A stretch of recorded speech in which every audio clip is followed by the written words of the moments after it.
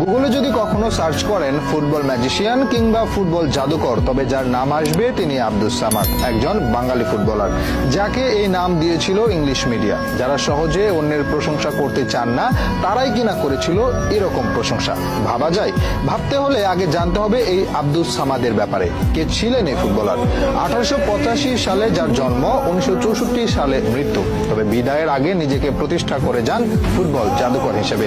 তার football career নিয়ে যতটা আগ্রহ মানুষের, তার চেয়েও বেশি অবাক করা কাণ্ড করতেন মাঠে বসে। বলা হয় তিনি কখনো মাঠে মনোযোগী ছিলেন না, আনমনে ঘুরে বেড়াতেন, মাঠের মাঝে বাদাম খেতেন, যখন ইচ্ছে হতো গোল করতেন। সবার কাছে গোল যখন আরাধ্য ব্যাপার, তার কাছে যেন ইচ্ছের মতো, মন চাইলে গোল করব, না চাইলে করব না, এরকম একটা স্বভাব নিয়েই পার করেছেন ক্যারিয়ার। তার জীবনে একটা অন্যতম এক অদ্ভুত কাণ্ড হচ্ছে, একবার রেফারিকে চ্যালেঞ্জ করেন গোল পোস্ট ছোট বলে। লড়াইটা ছিল ইন্দোনেশিয়া একাদশ আর ভারতীয় একাদশের মধ্যে। তুমুল প্রতিদ্বন্দ্বিতাপূর্ণ ম্যাচে খেলছে দুই দলেরই তুখোড় সব খেলোয়াড়। চেষ্টা চালালেও কোনো পক্ষই গোল করতে পারছে না। ঠিক সেই সময় ভারতীয় দলের একজন খেলোয়াড় প্রতিপক্ষের কয়েকজনকে সুন্দরভাবে কাটিয়ে শট করলেন গোল পোস্টে।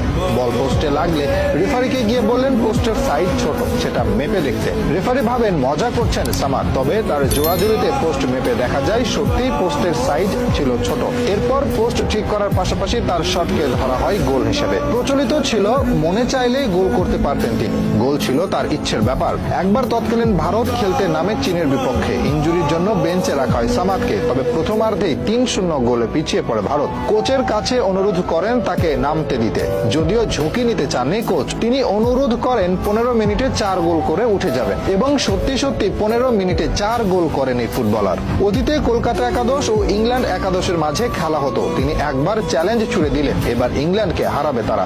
অহংকারী ব্রিটিশরা কথাটা ভালোভাবে নেয়নি, তারা চেয়েছিল ভারতকে বরাবরের মতো গুঁড়িয়ে দিতে।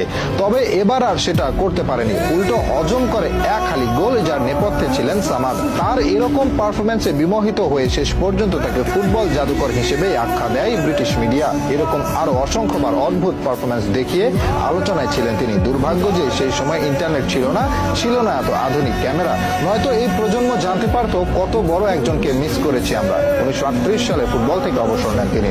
এরপর 1947 সালে দেশ ভাগ হয়ে গেলে তিনি চলে আসেন পূর্ব পাকিস্তানে। তিনি বসবাস করতে শুরু করেন দিনাজপুরের পার্বতীপুরে। জীবনের বাকিটা সময় এখানেই কাটে তার। এখানেই মারা যান 1964 সালে। এই প্রজন্ম মেসিকে জাদুকর ভাবলেও অতীতে জাদুকর হিসেবে পেলে, ম্যারাডোনা আখ্যায়িত হলেও ফুটবলের আসল জাদুকর ছিলেন এই আব্দুস সামাদ।